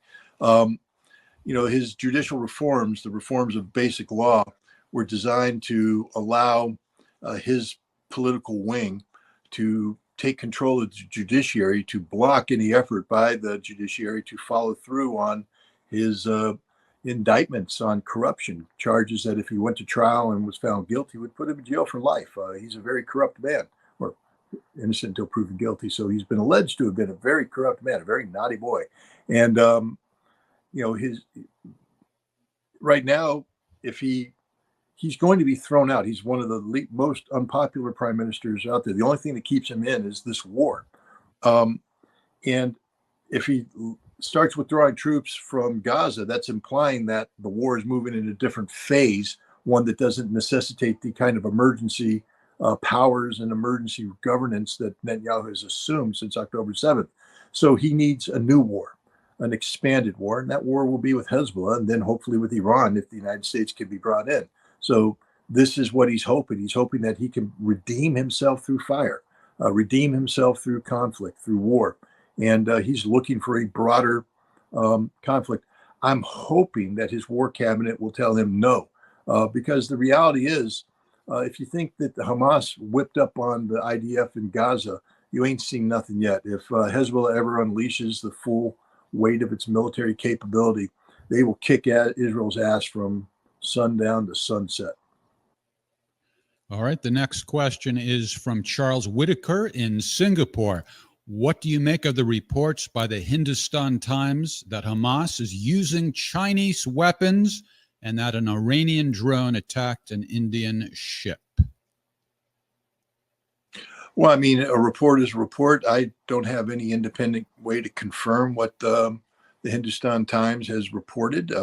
If they have evidence that Hamas is using Chinese weapons, why not? Hamas, will acquire weapons on the global market directly or indirectly. So it's possible. There's nothing suspicious about it. China sells weapons on the global market. There are middlemen out there who sell. Hamas is using American weapons. Hamas is using Russian-made weapons, North Korean-made weapons. Hamas will use whatever weapons they can get their hands on. So it doesn't, it doesn't shock me that those weapons are there. About the drone attack, again, something happened. There's stories that it was an Iranian drone. It makes no sense, but if there's evidence to back that up, then so be it. Put the evidence on the table. But there's literally no reason for Iran to be attacking an Indian ship in the Indian Ocean. There's no justification for it, and it just doesn't matter. Iran doesn't go out of its way to create unnecessary provocations, not at a time when they're trying to manage the escalation of the conflict between Israel and Gaza and Israel and Hezbollah. They don't need to go out and confuse things even more. But again, Hindustan Times is a newspaper. They have sources. If they're going to make that claim, maybe they should put some evidence on the table to back it up. All right. We're getting comments from Twitter. We'll make sure we get a couple of those inserted. This is the first time, or X, this is the first time we've been able to insert them directly. That is a good thing. The next question comes from, hold on, let me do it. Sorry about that. Mohammed Saleh in London. How is the assassination of the Hamas leader in Beirut going to affect the war effort against the occupation forces? Sometimes you've already kind of answered these questions. That's because you don't see these questions in advance, so it's a little bit redundant, but you want to take another shot at this one? Certainly. Look, one of the big things that was happening that could lead to potential de-escalation was that Hamas had been talking with the Qataris and the Egyptians about the release of hostages and about bringing humanitarian goods in. And what the assassination has done is that Hamas has stopped talking with everybody. They've just pulled back and said there is no talk going on right now. That means that the Israeli hostages that are in Gaza will continue to suffer, continue to be prisoner. It also means that there won't be a ceasefire, that the will go on. This is what Israel wanted. See, Israel was looking at progress being made. Hamas was being reasonable. Hamas was saying, we killed was actually somebody that the Egyptians don't have high regard for the mainstream Hamas leadership. But the guy they killed in Beirut, the Egyptians could talk to. They were talking to. They were talking, through Hamas, talking to Hamas through him, through his offices. This was a guy that was held in high regard. He would meet with the king of Jordan. He would meet with other Arab leaders. This was the kind of guy that if you want to deal with Hamas, you want to be in Hamas. This is why Israel killed him, because they don't want people dealing with Hamas. So it's shut down lines of communication. There's no talk going on right now. And what it's done is it's guaranteed an extension of the conflict, which gives Israel continued carte blanche to slaughter Palestinian civilians. Here's a voicemail message from a gentleman named Hazir. Hello, Scott. Hope you're doing well. This question comes from a Kurd from Iran regarding the reshaping of the world order within the next 25 years. Given the waning power of the United States due to its relentless overstretch and hegemony, are we going to witness a new superpower seizing the throne from the United States, namely China, within the next 25 years? Or is it going to be check and balance between the superpowers, like China in cahoot with Russia and EU with the United States, sort of like a Cold War, and we people in this region falling victim as pawns on a chessboard? Well, it's a good question. I think the answer is in the intent of, because the United States is clearly on the decline. First of all, guys, when I say it's on the decline, that doesn't mean that we've collapsed tomorrow. We're still a superpower. We're still one of the greatest powers in the world today, but we are seeing the limits of this power. And we're also realizing that many of the things that combine together to make America the power that it is, our economy, our military, our political system, are going through difficulties. And so, collectively, they represent, a weakening America. And then the vacuum that's created, it's being filled by others. Look, if China wanted to be a global superpower like the United States, then it could probably position itself to fill that down the road. Fortunately, China has no desire to become the new America. Neither does Russia. Both China and Russia instead are looking for a multipolar world. This is where institutions like the Shanghai Cooperation Organization or BRICS become very important. It's very difficult to speak of Iran or Saudi Arabia or Egypt becoming pawns in a new superpower race when they have joined BRICS, and Russia and China will be expanding BRICS to bring in even more pawns, potential pawns. Why? Because Russia doesn't want to play that game. China doesn't want to play that game. They want to deal with a multipolar world that is a law-based international order, not a rules-based international order. And that's the direction that we're drifting to right now. And so I'm rather optimistic that in the next 25 years, you're going to see nations like Iran, nations like Saudi Arabia, nations like Egypt able to project themselves onto the international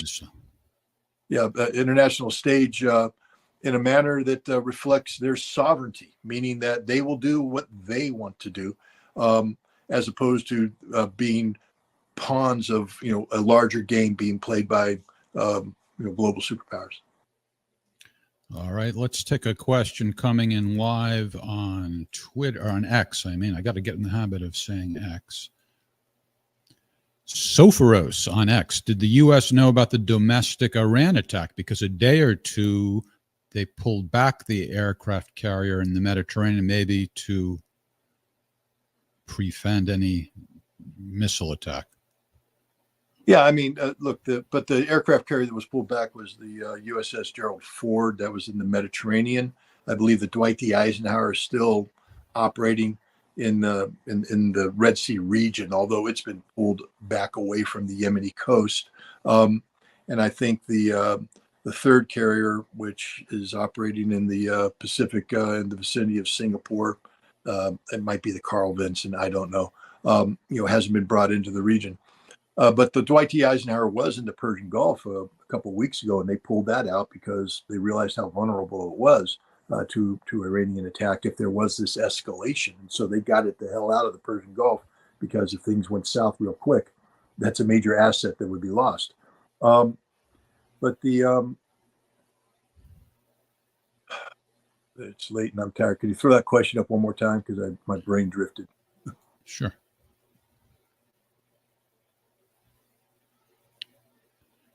Now we have another internet freeze, I think. First a brain freeze, then an internet freeze. There. Move around or something. But I can't sit here and say that I have evidence that the United States knew about this. What I can say is I'm moving. Can you hear me? Yep. Can you hear me, Jeff? No? Yeah, I can hear you. We hear you.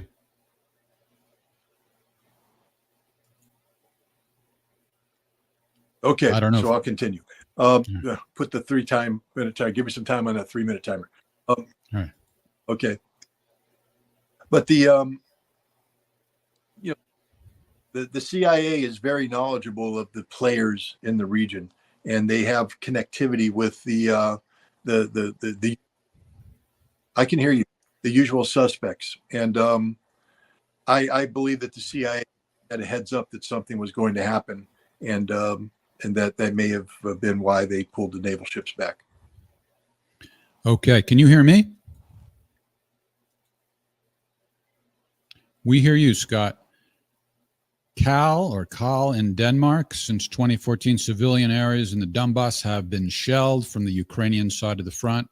But even 2 years into the war, it continues. Why has it been so difficult for the Russian troops to stop it?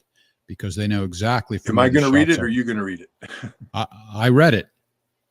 I read it. Go. I don't think Scott can hear me. Go, Scott.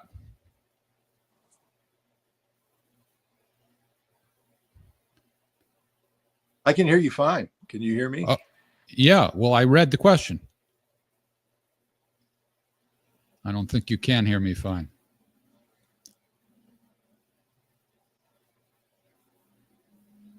We are having severe challenges here due to Scott's internet connection. This happens a lot in even U.S. hotels. I think it's partially based on how many guests in the hotel are using the Wi-Fi at the same time.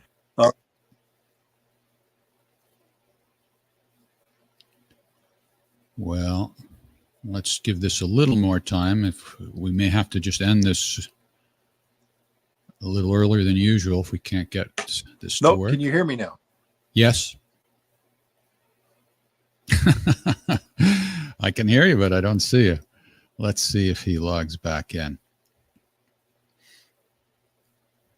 I don't know if you folks saw Scott on Judge Knapp's show, Judging Freedom. I think it was yesterday. They went into a very professional studio in Moscow to do it. But that was during the day. So it's not so easy when it's 11 o'clock at night Moscow time. Scott is coming back in now. There he is. All right, the old reboot solution. Can you hear me? Hello, Scott. It does not seem that you can hear me. All right. Well, I guess No, you're coming in very broken. I don't know if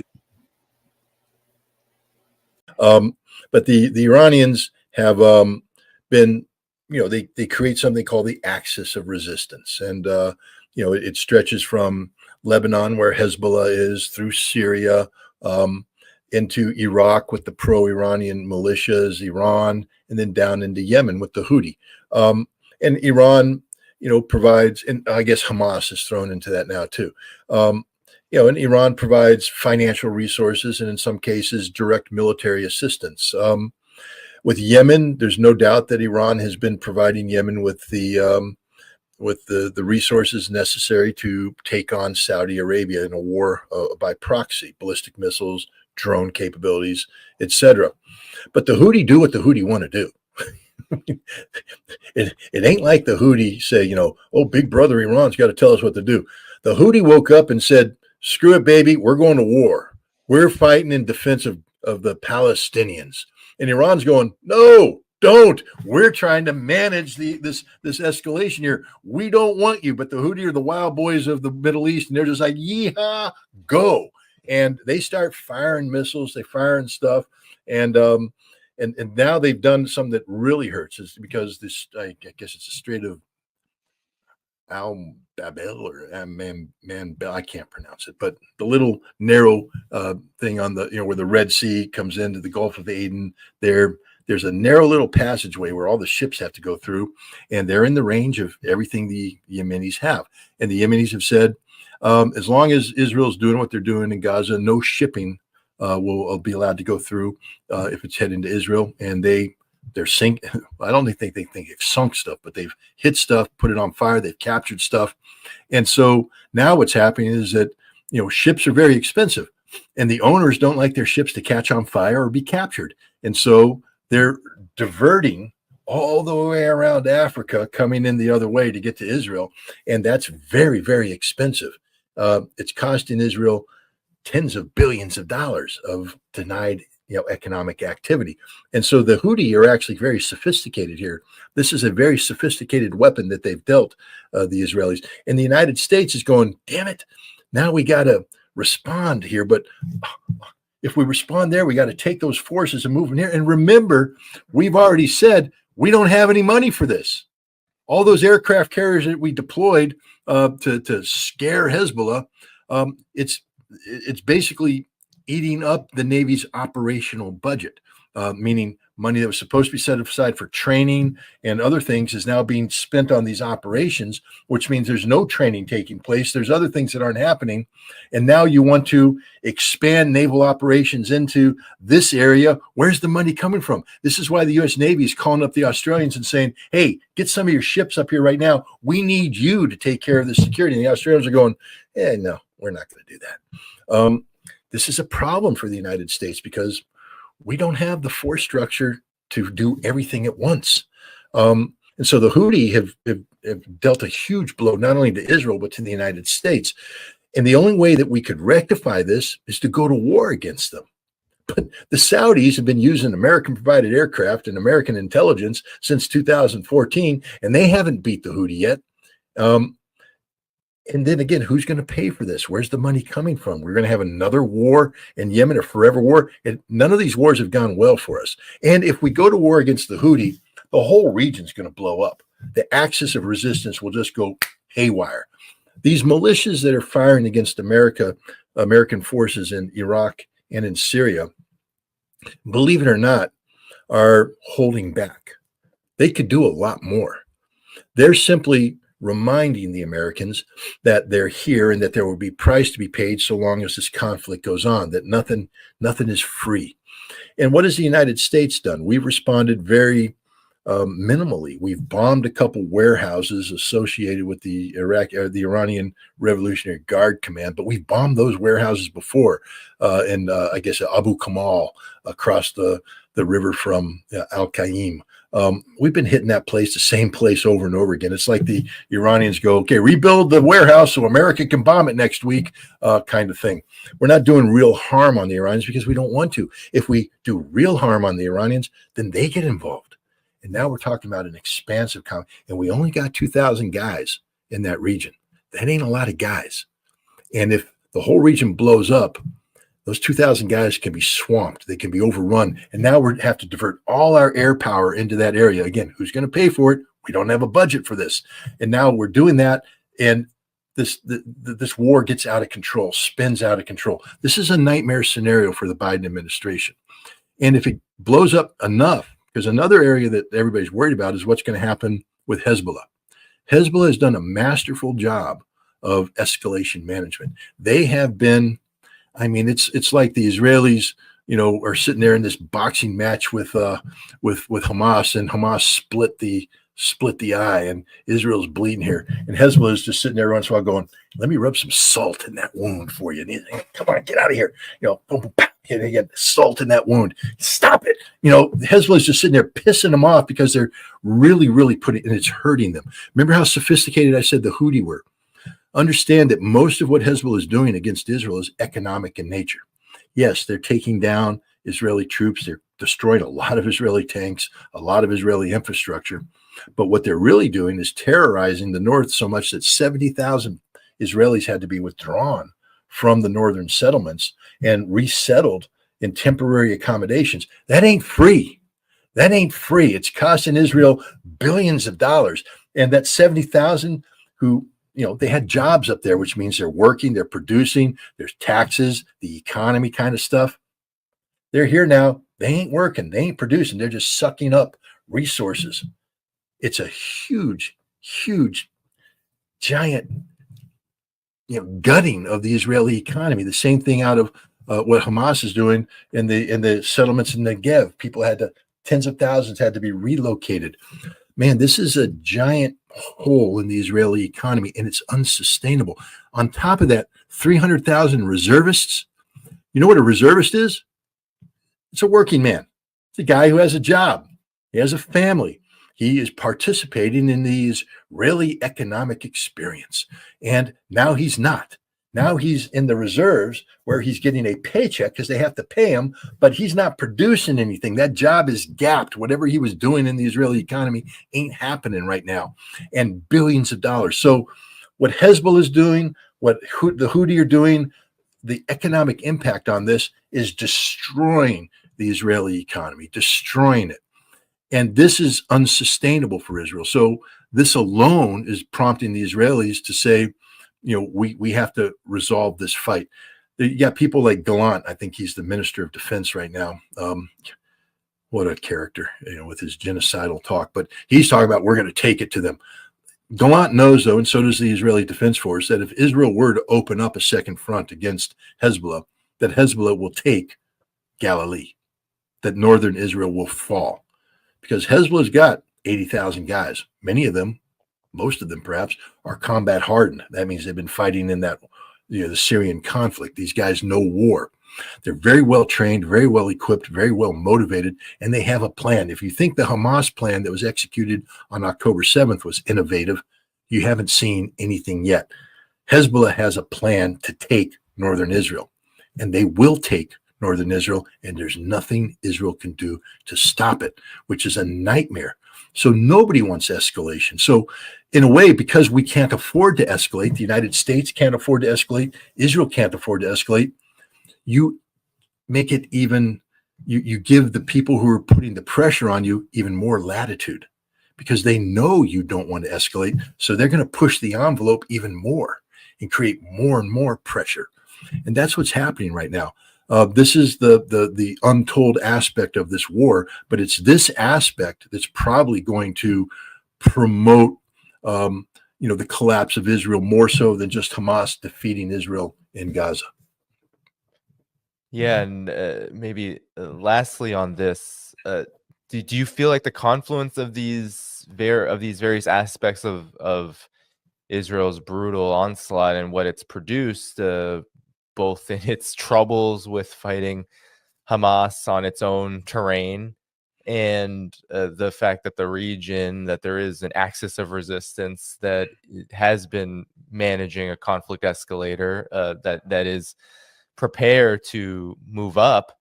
Do you feel like, given that Biden has given this deadline, that Israel will actually follow it? Because Israel's capacity for rational military and political behavior, especially since the aftermath of October 7th, appears to have diminished nearly to non-existence. I'm curious on your thoughts about that.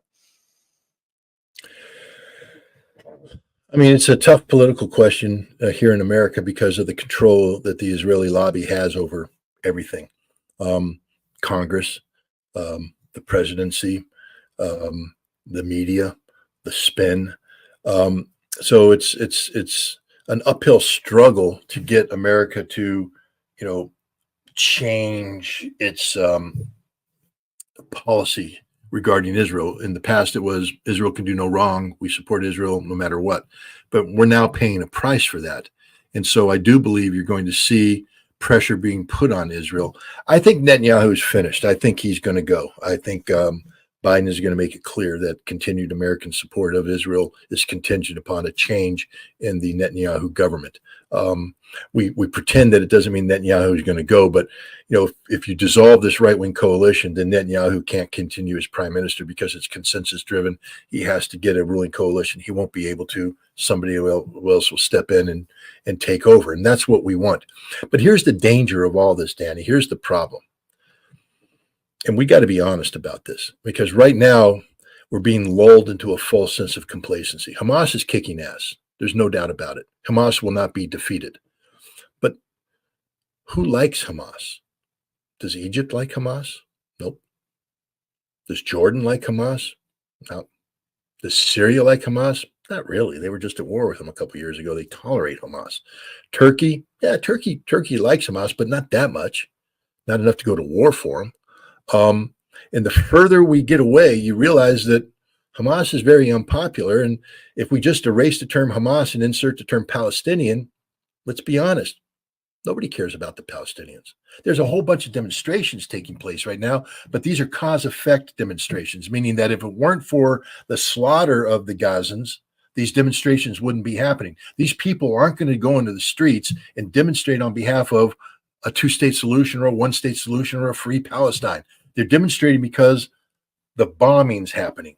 So what happens when the bombs stop falling, when the genocide stops? Are these people going to continue to be out there putting the pressure on the United States? Is the United States going to continue to feel isolated, or is it going to go back to what it was, where people say, wait a minute, so they've stopped, we don't have to turn on TV and look at dead Palestinian babies anymore? Oh, thank God.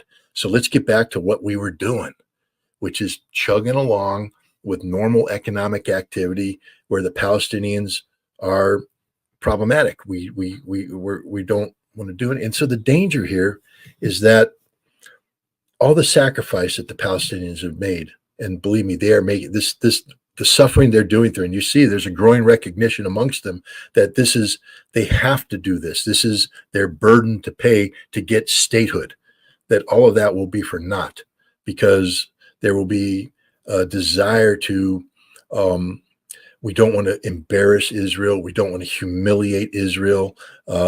We're going to look for a compromise solution where we have a moderate Israeli government who will return to giving lip service to, reviving Oslo, but never really being serious about reviving Oslo. And gradually the Palestinians will be forgot again. I'm afraid that's the direction that we're heading. And so, it's imperative that the international community find a way to sustain this pressure, because change will happen, because the United States feels the pressure. I mean, when we start turning on Israel, the pressure is working. All right. But the problem is, let's say we get Israel to change, the fighting stops in Gaza. Now the United Nations comes in with their, because the UN doesn't like the Palestinians either. I mean, nobody likes the Palestinians. They've been getting screwed by everybody forever. And so you start turning it over to these old institutions, and it's forgotten. The only one out there articulating right now for the Palestinians seriously is Iran. And here's where the hope is, because Iran has good relations with two nations who are the nemesis of the United States in the geopolitical arena, Russia and China. And Russia and China have historically kept sort of a hands-off approach to the Palestinian issue. But I think Russia and China, I think they do care about the Palestinians. There's a genuine concern. You see, Putin articulating things that no Western leader has ever articulated about what Israel is doing, criticizing Israel. And China's talking about getting engaged. And it's in China's interest to take advantage of what's going on to expand. Because what is Gaza going to need? Infrastructure development. Who's pretty good at that? China. So it's an opportunity for China. It also, if you keep pushing the necessity of a Palestinian state to resolve this Arab-Israeli conflict, you keep putting pressure on the United States too. What the United States wants to do is quickly get back to, even though Biden says that we won't be returning to October 6th, I guarantee you all the U.S. wants to do is get back to October 6th. That's all we want to do. We're not looking forward to any of this innovative political stuff in the Middle East. It scares us. Russia and China, on the other hand, are looking forward to something like that. So I'm not giving up hope for the Palestinians, but I am saying that all this stuff that we're seeing, all this pressure, these votes at the UN, that can disappear that quick. And you know it. You know it can, because we're not talking about, a deep foundation of love for the Palestinians out there in the world. We don't like seeing dead Palestinian kids. So people are rallying to the cause of Palestine. But when the kids stop dying, will that support for Palestine still be there? And that's the big question. Yeah, no, it's definitely a big question, and I share your sentiment about where the hope is, because yes, Iran is indeed a very serious actor when it comes to supporting Palestine, and I think you're exactly right. Both Russia and China, when it comes to this region, see the Palestine question as both one of course, standing for international law. That's what Russia and China like to do. They like to promote it because it's within their interests. Most stable, rational countries who are thinking about both their own development and what's good for the world in terms of their own development. It's stability. It's peace. It's not having this massive conflict, which could lead, that's genocidal in nature, that could lead to a very hot war between most countries in the region.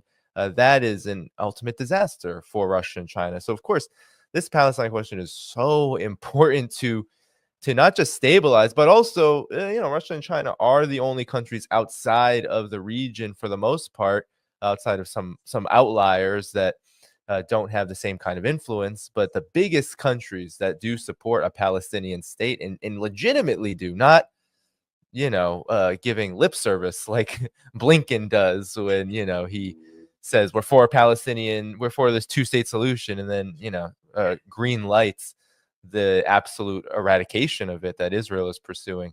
Both Russia and China actually do support this.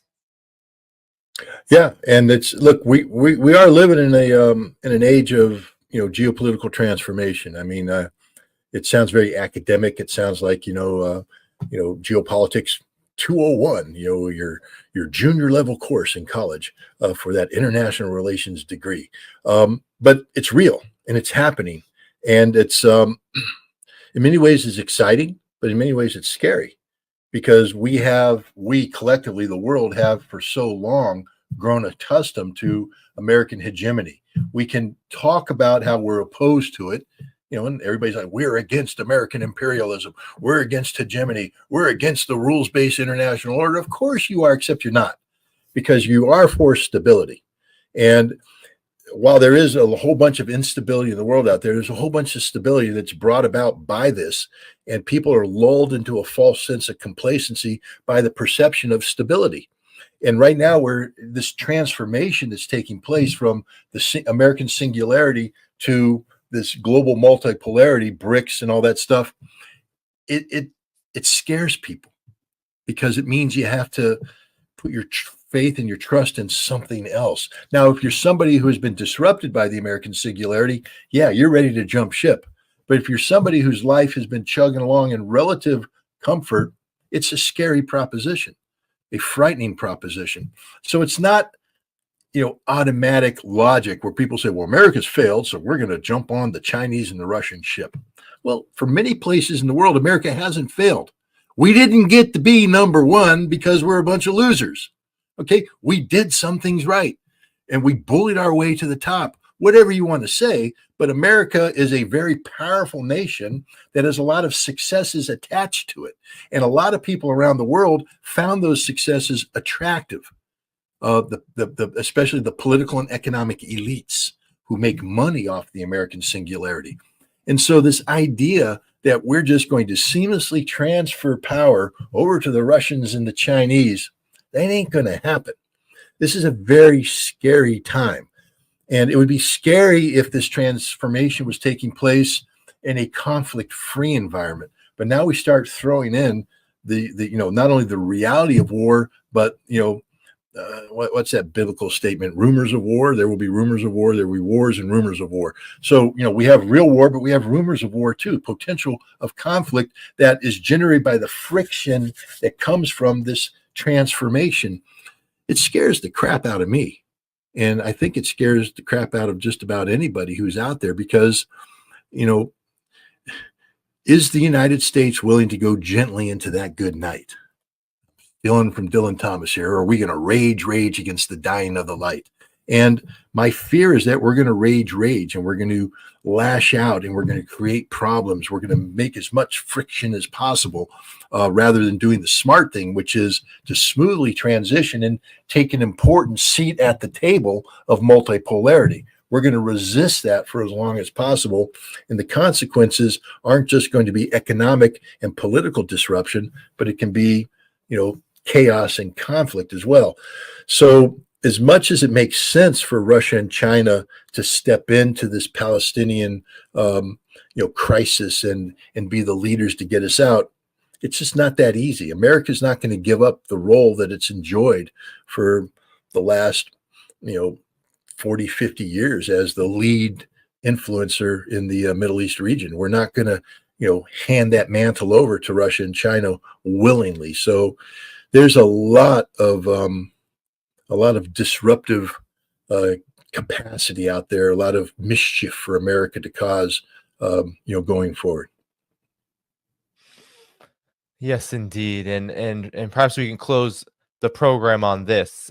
You wrote a couple of articles in the last couple of weeks. One of them was for Energy Intelligence. You wrote about, is the U.S. still an essential nation? And you also wrote for RT recently an article about the U.S. military's multi-trillion-dollar fraud. And there were a lot of interlocking, very interconnected points about everything that you just stated. And so I wanted to ask you to close here, with regard to these developments. You are also trying to build a campaign, waging peace. You're trying to develop a film. I'll pull all of this stuff up as you're talking.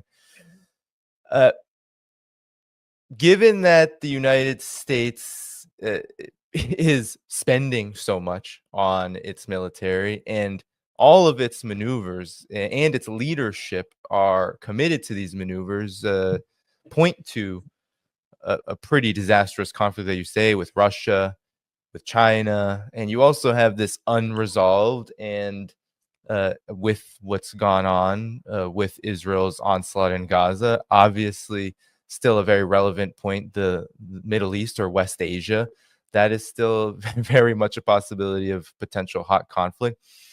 Given all of this, I mean, one, how do you feel like your film, Waging Peace, will contribute to, helping the United States become a more rational actor on the world stage? And two, where do you see this going? Do you see, because on the one hand, we have the United States' belligerence is so clear for all of us, but on the other hand, there are some pretty stark barriers. A lot of money being spent, not a lot of wars being won, and that could very well lead to massive changes in its own right. So I'll kick it to you while I pull up your materials.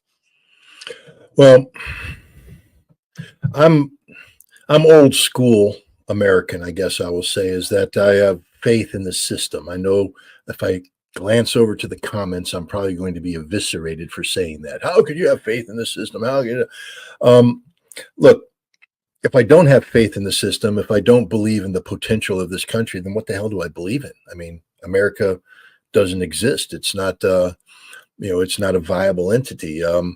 And I'm not willing to go down that route. So I hold out hope that the American people will be able to be awakened by all that's happening around him. I wrote this article in RT, and one of the things I talk in there is about the fact that the United States has grown so accustomed to throwing money at the Department of Defense because we just assumed that if we funded it, then America will be able to win every war in the world. And what the American people are finding out is that not only could we not defeat the Taliban, not only could we not defeat Al-Qaeda, we can't beat Russia, China, we can't beat anybody, we can't beat Iran. We don't have the ability to do this, and yet we're spending all this money. And so I think there's a growing sense of betrayal. And the idea of, America being the essential nation, we can't be the essential nation when we don't allow ourselves to be essential. I mean, essential means useful. America is essential because you can't solve a problem without America there. But when America becomes the problem, we're not essential. We're the opposite of essential. We're disposable, and that's the world is finding out, especially because America's been operating with this our way or the highway concept. We sanction you if you don't agree with us. We go to war with you, but we can't go to war with you anymore because we can't win any wars because we don't have a military capable of winning wars. Sanctions don't work. And what the world's finding out is, hey, the world can function pretty good without America. In fact, the world probably functions better without America. And so America's got to change the way it's going. If we wait for the government to make this decision, we're screwed. The change has to come from below, from the American people. The American people have to become empowered with knowledge and information so that they can hold the people they elect to higher office accountable for what they do in our collective names, maybe elect better people who to represent us. And so ultimately it comes down to conditioning the minds of the American people, exposing them to new ways of thinking. And so the purpose of the Waging Peace documentary was to build upon the experiences that I had in Russia when I went on a book tour, 26 days, 12 cities, talking about my book, Disarmament at the Time of Perestroika, which is about the Intermediate Nuclear Forces Treaty implementation of the late 1980s, early 1990s, arms control, and how we successfully implemented this during the height of the Cold War and part of this process of tearing down barriers between Russia and the Soviet Union, the United States and the Soviet Union, United States and Russia. It was a wonderful experience. And so I wanted to capture it and find a way to provide it to an American audience. And so I decided on making a documentary film and an accompanying book. And this is the Waging Peace project, and you can support it on the ScottRitterExtra.com. There's the ability, you see the ability to donate there. To make a documentary film, I made a documentary film in Shifting Sands back in 2001, 2002. It cost $475,000 to make. That's 2001, 2002 money. To make a documentary film today could be more expensive, depending. Depending on the kind of film you want to make. We were hoping to get one that could be distributed widely, be seen by as many people as possible. That takes money. So any support people can give be deeply appreciated. The film's going to get made. If we have a limited budget, then we operate within a limited budget, and maybe we only do an internet release of the film. That it is what it is. But the bottom line is to get something out there that can be used to, in this case, attack the disease of Russophobia. It's like a I don't want to say vaccine. Gosh, that'll get me in trouble. It's an antidote to the poison of Russophobia. Russophobia is the fear of Russia. That fear is generated from ignorance. You're afraid of that which you don't know and you don't understand. And what the Biden administration out there talking about Putin, Chuck Schumer, Putin. It's as if this nation of 150 million people doesn't exist. This vast nation called Russia. So the idea is to get the American people to reimagine Russia based upon reality, not the fiction of the Biden administration or of the American government or the American establishment. It's a tall order, but it's necessary to promote what I'm really pushing, which is